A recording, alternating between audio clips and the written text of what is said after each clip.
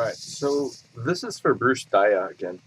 Um, he wants to know basically what kind of, which composition's better, that type of thing. And so one of the things that, you know, I'm looking at, and I think it's something that it's so simple, but let me just kind of zoom out here. It's a simple thing, but it's just one of those things that, you know, we don't generally think about, and so I think it's kind of coming off kind of weird. So the first thing that I would say right off the bat is that this composition down here on the bottom has some issues, and I think the part of the reason that it has issues is a couple different things.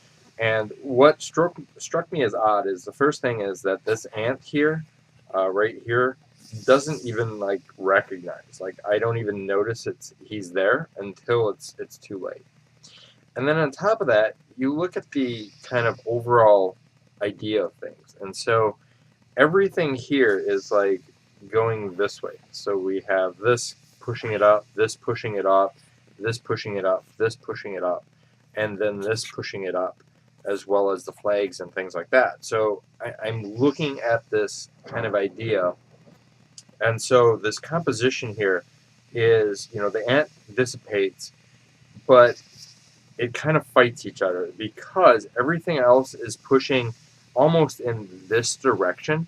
It's a strong push in this direction, and then it's jarring because this light is the one of the few things that point in the opposite direction. And so I look at that and I don't like that feeling it gives me.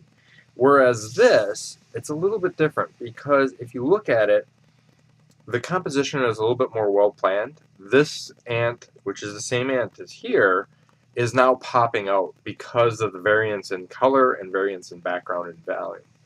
The landscape has changed because now I'm flowing into the castle, whereas before it's trying to push me off the page. The light source here is now flowing in kind of conjunction with everything else. So it's unifying with the environment itself. Whereas this is trying to fight against all the other aspects. And so I think that leads another aspect that you're running. This really kind of doesn't, because the fell swooping land of this wants to take me off the page. I really don't even recognize that there's a landscape there.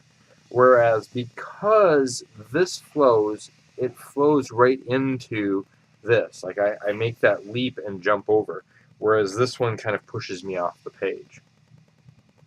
And so the little contrast that you do have, where you have this angle kind of pushing against it, it stops me from going off the page.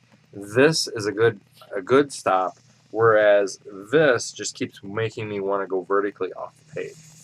So it's those little bits and pieces of the concept of your layout and your design that I think kind of really sells your piece. So I think this is the good one, and I think this is the bad one, and it's very subtle, but it's that overall feeling that I keep moving off the page here, and everything's kind of fighting each other. Like I'm getting hard triangles, and it feels a little bit more edgy and a little bit more dangerous. Whereas this one, the flow is a lot more unifying, and I feel like this is much more kind of a whole piece instead of separate entities.